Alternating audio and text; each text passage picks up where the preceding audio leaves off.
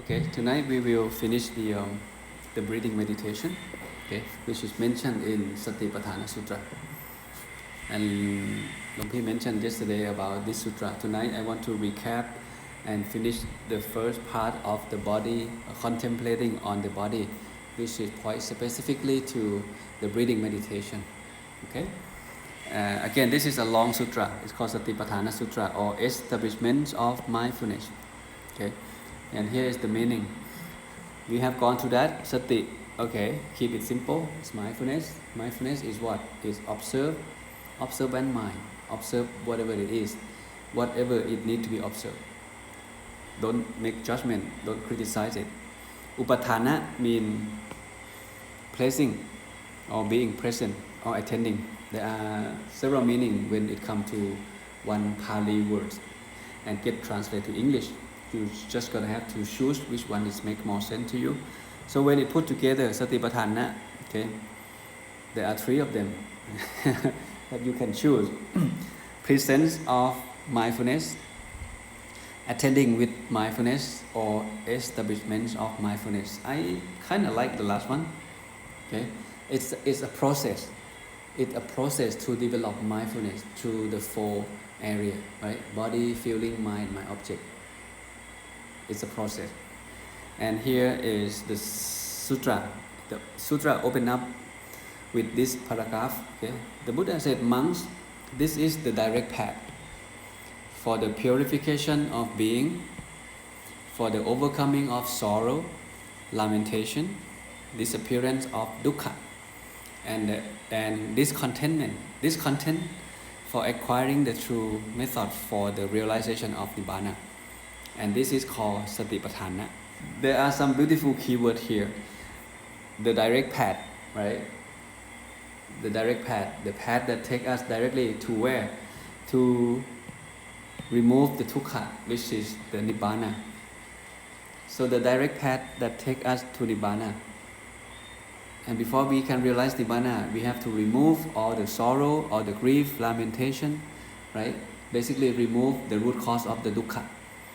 That means when someone follow the path, this is the path, Satipatthana is the path, then that person can realize Nibbana, to keep it simple. And here is the sutra itself. Let's repeat it again.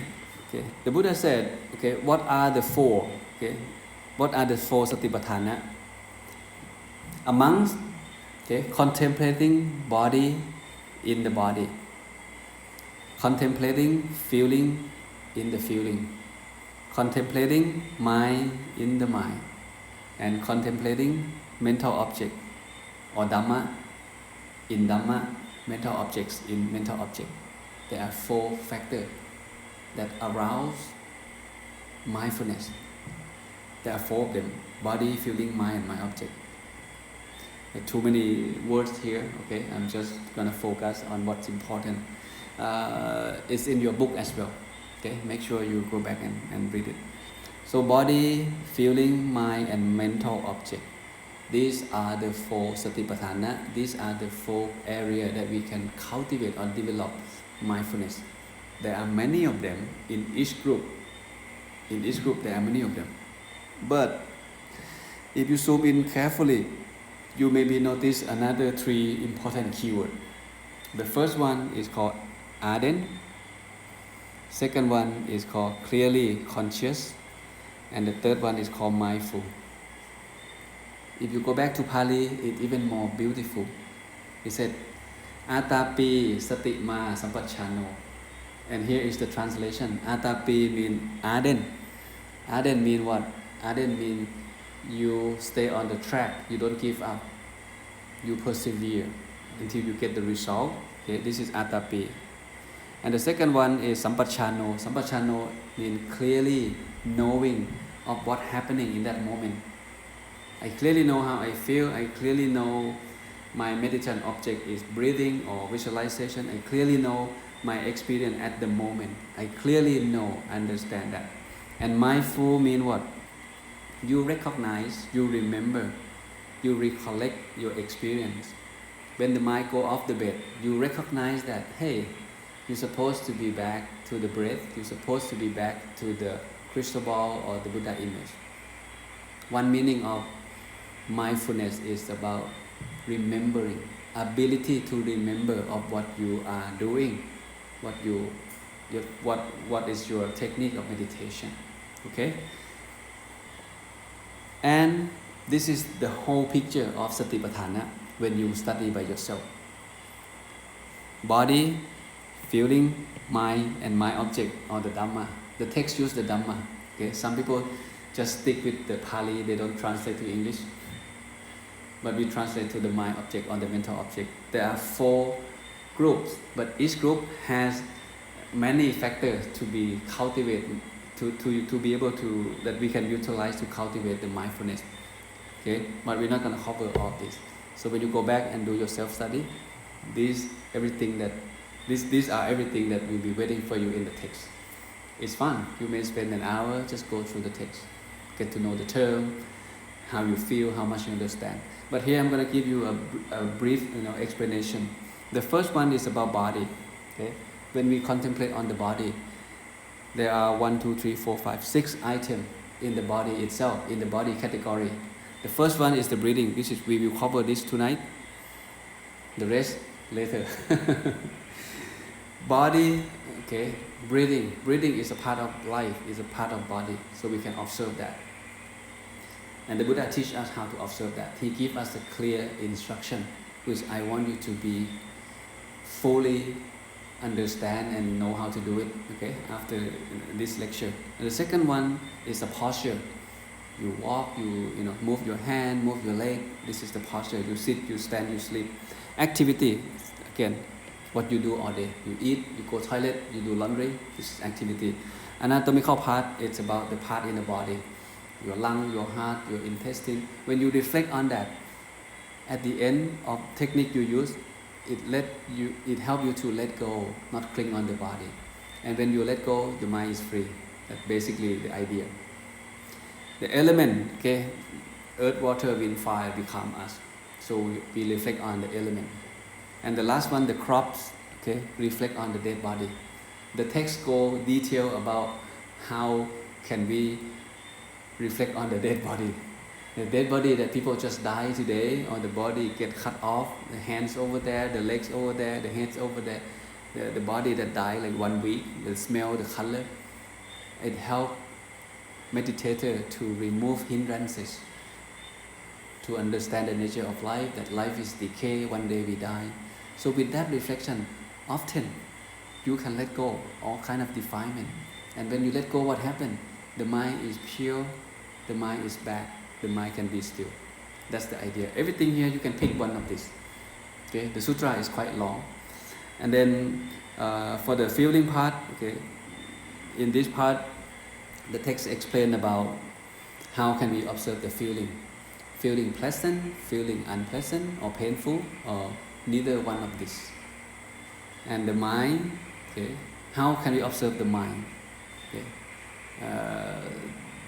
Buddha give us example. Okay. When the mind have lust, you know that your mind have lust. When the mind have anger, you know that you are angry. When your mind have delusion, you know that you have doubt. Okay. So when your mind get distracted, you know that mind is off the base. So this is how you observe the mind in general. And what's about the Dhamma? Okay. How do we observe mind object? Mind object is quite deep. This is about the deep Dhamma, something that in the mind itself. Okay. The hindrances, the aggregate, the sense sphere, the awakening factor, and then the Four Noble Truths. Okay. This is something advanced. It's about higher wisdom. It's about vipassana. Okay? When you get to that level, you understand how it works. But all of this, if you practice one of these, you can go all the way to liberation. You don't have to know all of this. Some monk just practice, reflect on the crop, and he achieved enlightenment. He don't even have to reflect on the 5 aggregate or the 7 factor of enlightenment. He don't have to. So each one of these, you can look at it as a as a framework, but you can pick one of these techniques, one of these factors for your contemplation. It works the same. At the end of each group, it helps you to reflect on the nature of life. And when we understand, we don't cling on anything. Now we're still clinging on the body, right? We're clinging on the feeling. We're clinging on lust, hatred, and anger. We're clinging on a lot of things. The practice of Satipatthana helps us to be mindful and not to cling on something that you're not supposed to cling on. That's the idea. Okay, so let's take a look at the first one, only tonight. Okay, contemplating on the body with the breathing technique. Let's see how the Buddha teach us. Okay, contemplating the body in the body. There is the case where a monk, having gone to where? To the shade of tree, to an empty building, empty hut, sitting there, fold his leg, cross-legged, holding the body erect, and arousing mindfulness in front of him. Then what he do? He mindful, breathe in. He mindful, he breathe out. That's it. The simple instruction in the first paragraph. When you read by yourself, how much you understand? The Buddha tell me, go find a quiet place, anywhere, that's safe, that's quiet. Then you sit. You can sit cross-legged. You can sit against the tree. Okay. Here he says, sit with your back body erect, and arouse mindfulness in front of him. I checked the commentary. This is the sutra itself. There's no such thing explained where in the body. The nostril, the abdomen, the belly, the chest. One commentary said, in front of him means in front of the chest. But the sutra itself, it doesn't say anything about where. This is fun though. This is fun. Okay, you guys have to alert when you read the sutra. Not just believe, not just, oh, it's difficult, I don't study. No. We have to try to understand. And later on, let's see if we can connect the dots to see if we can understand the whole picture of how to do the breathing meditation according to Satipatthana. So he sit and he mindful of his own breath, breathe in and breathe out. This is the first instruction. So let's zoom in deeper. Whenever he breathe in long, he comprehend, he understand that I am breathing in long. Understand what? Understand how you feel. Okay, the whole body. When he breathe out long, again, I am breathing out long, I understand. This is the key word. I fully understand. When he breathe in short, I am breathing in short, I understand. When I breathe out short, I understand that I am breathing out short. This is the second set of instruction. Seem to be simple, right? Breathe in long, okay, เข้าใจ got it. Breathe out long, okay, feel good, feel not good, still getting mad or not, still wanting something or not. Use like the whole experience, fully understand. It takes practice though. You may sit 3 hours, just observe your breath in and out, long and short. First session, you may sit, just observe the long breath, in, out, long, in, out, long. Afternoon session, you may observe the short breath, in, out, short, in, out, short. Evening session, you can mix, okay, in long, out short, out long, in short, to see how it affects your mood, how it affects your body. This is what the Buddha wants us to know. Start from something simple, because feeling, mind, my object, is hard to observe. But physical body and the breath, somehow we can still feel it, we can still see it, we know how it feels. And here come to the core of the instruction of breathing meditation. The Buddha said, you train like this. Like what? I shall breathe in and out, experiencing the whole body. Okay, long, short, you experiencing the whole body. This is called Sati. Experience, you know. Okay, and the second one, he trained himself like this. I shall breathe in or breathe out. Then I tranquilizing the activity of the body.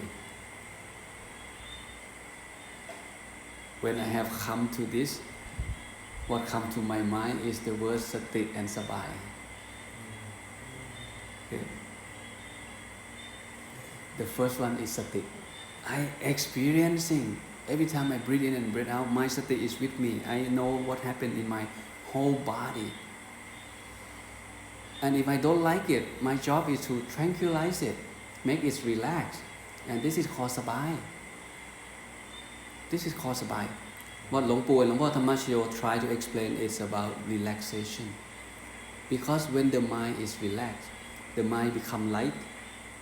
And with that light mind, it's soft. With soft mind is called workable mind. The mind that's ready for any kind of work, for samatha or for vipassana. So that's why relaxation is very important. And one thing I never find any teacher teach that relaxation has to be there when you start meditate until you achieve enlightenment. Wow. This is the key word though.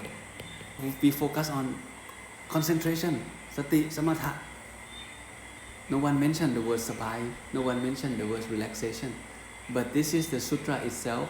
The key word is hidden here, tranquilizing. Tranquilizing your breath, make sure you sabai. And then you bring that sabai mind to your meditation object. And then you continue. That is why meditation is fun. Because if you do it right, it's going to be a fun journey every time you sit. You tranquilize whatever comes up. You neutralize, tranquilize, relax into it and bring it back. Sati, sabai, sati, sabai. But if we read by ourselves, we may not be able to connect the dot. If Luangพ่อdon't mention the word sati, sabai. So what is experiencing the whole body? Experience what? Pain, happy, unhappy, right?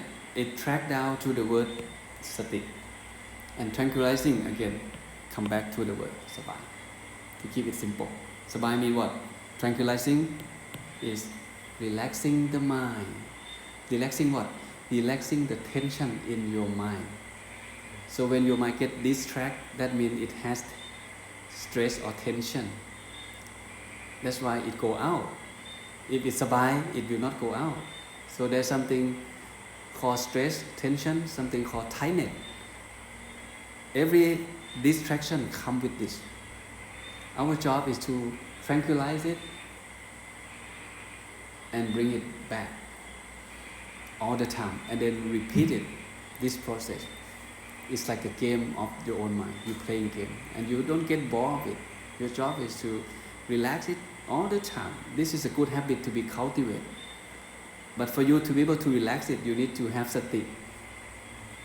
You need to be very mindful, then you can relax it. So this journey from today on until the day that we achieve Nibbana is the journey of relaxation. It's the journey of sati and sabai. Okay, keep that in mind. And here is the summary of all this long paragraph. Okay. Observe the long breath, in and out all day long. And tomorrow, observe the short breath to see how you feel. The Buddha wants you to be an expert on your breath. And what happened when you observe long breath and short breath? What happened to your whole physical body? Why is that? Because maybe he wants you to be able to feel the relaxation of the physical body. Then you can relax the mind. That's why it's go together. You cannot just rush to relax the mind and the next 10-15 minutes you come back to fix your numbness and physical pain. And how can you go deeper if that happens? So every breath you take, you relax it, you neutralize it. Relax both mentally relaxation and physically relaxation. You know you relax it. And then tranquilize, okay, or refining your breath until your body can be calm. I like to add both physical and mental. Your mental stress, you relax it. Okay? Distraction always come with a certain level of stress or tension. So relax it and bring it back. Even though you may feel like I am calm, every breath I take, at some point there's still some stress hidden in there. Your job is to increase your level of maybe relaxation, then you can observe it. You refine it in and out, in and out, in and out, until it completely neutralized, completely tranquilized. And when the body and the breath are calm, the mind can be still, at peace. If it's not calm, again, repeat it, relax it, bring it back. Relax it, bring it back. Tranquilize it, bring it back. Okay? And this is almost the last paragraph in this contemplating of the body. In this way, he remained focused. This is the key word. He remained focused. Body in and of itself, internally and externally. This is quite confusing if you do self-study. What is mean by focus internally and externally? And commentary explain like this. Externally means this body. When you breathe in and breathe out, you know how you feel. Then you observe. Internally means your breath, because the breath is another form of body. In the eyes of Buddhism, breath is another body. So the breath go in, then you observe, and this is called internally. Okay? But when it comes to feeling, mind, my object, how can we explain that? What is externally feeling and what is internally feeling? We cannot use the same approach. Okay? We stuck. Okay? We'll discuss about it later. So here, you remain focused, internal and external, in and out, when you breathe, okay, or both, okay, and then you remain focused on the phenomenon of origination with regard to the body, on the phenomenon of passing away, okay, origination, passing away. You observe everything that happened in your body. His mindfulness that there is a body is maintained to the extent of knowledge and remembrance. And he remains what? Independent, unsustained by not clinging to anything in the world. This is how monks remain focused on body in and of itself. You're going to have to go back and read it, okay? More than one time to fully understand, okay? For now, Luang Pi just want you to show you the text, to see how you feel, to see how the text explain the contemplating of the body, okay, breathing meditation. Here is, just keep it simple. So I decode it for you, okay? With everything that you saw here, let's come to this sentence.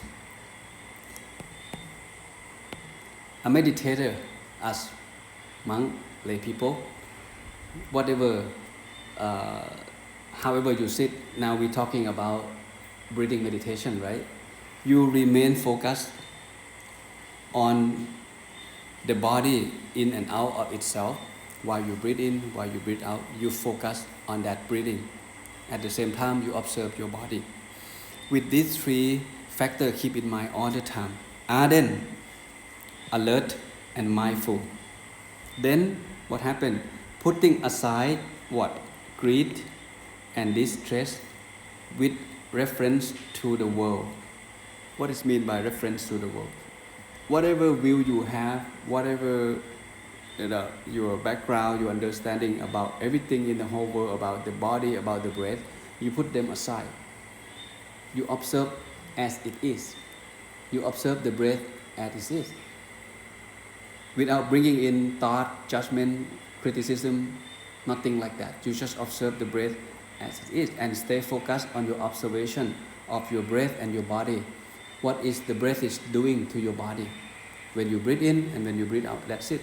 Keep it simple. This is the first formula. And ardent, again, ardent means what? Persevere, right? Stay on track. Ardent. Alert means clearly understand, clearly knowing. Clearly know what happening at that moment. When you breathe in, you understand that the body expand, your chest expand, and when you breathe out, it's rising and it's falling. You understand, and you understand not only that, you understand how you feel. Is your mind calm after 5 breaths, or it takes 15 breaths to be calm? This is the experimenting that you have to do by yourself until you can control your breath, and that breath can control the calmness of the body, which means you can maintain the relaxation of the body utilizing your own breath. This is something you have to master. And mindful, again, you recognize, you remember when the mind attention moves, you bring it back. Distract, bring it back. Distract, bring it back. Okay? Simple formula. And to put things together for the rest, now we're talking about the body, just one part of the body contemplating, which is the breathing, right? We haven't talked about the posture, the activity. The feeling, the mind, and the mind object utilize the same formula. Same formula. If you understand how to contemplate the body, okay, you can apply the same formula to observe feeling, mind, and mind object. So remain focused, ardent, persevere, alert, and mindful. In the body, in the feeling, in the mind, and in the mind object. Then put everything aside, greed and distress, reference in the world. No, just observe what it is. When you feel good, just observe that good feeling. When you feel unpleasant, observe that unpleasant feeling. Don't judge, don't analyze, don't criticize, just observe as it is. Whatever show up in your practice, you just observe. Keep it simple. Keep it simple, okay? And this is the end, the last paragraph of the sutra, which is, after you have gone through a long of body, feeling, mind, object, this is appear at the very last paragraph, okay? The Buddha said, you can practice this for 7 years and achieve enlightenment. But the last sentence he said, if you continue doing this, okay, should any person practice this 4 foundation of mindfulness for a week? Week mean what? 7 days. 7 days. Then one of these 2 fruits may be expected to him. Either one of these. First, you attain arahantship. If not, you attain what? Anakhami. Non-returning. Don't take his word lightly. So that means Satipatthana, it's so important. It's the direct path that takes us to realize Nibbana within 7 days. Many monks have done that less than 7 days in his time. You just pick one object, the crops, the feeling, the breathing, the posture. Many monks, while he walked and his mind focused, ardent, alert, and mindful, he attained arahantship while he walked. You think of Chakhuban, walking back and forth, attain arahant. Because you're so focused. You observe your physical movement, you observe your breath. You let go everything in the world, just focus on one thing. This is the last slide. You think of the railroad has 2 tracks. These 2 tracks has to go together until you reach the destination. It cannot separate, otherwise the train cannot go. So one side of the track is called Sati. Another side of the track is called Sabai. And we have to stick with it. We have to stay on the track until we success in our meditation, whatever level you want to. These 2 things has to be there. Sati on one side, Sabai on one side, and your job is to stay in between. You stay on the track. You don't get off the track. You stick with it, and you're on your way to be success in your meditation practice. Okay? So with that, done for tonight. Any questions, comments, suggestions? Hope you guys learned something. Okay? I compressed everything in 30 minutes. Again, I just want to open up your eyes, and I encourage you to go back and do self-study, go deeper. And when you run into question, just, we can sit down and talk.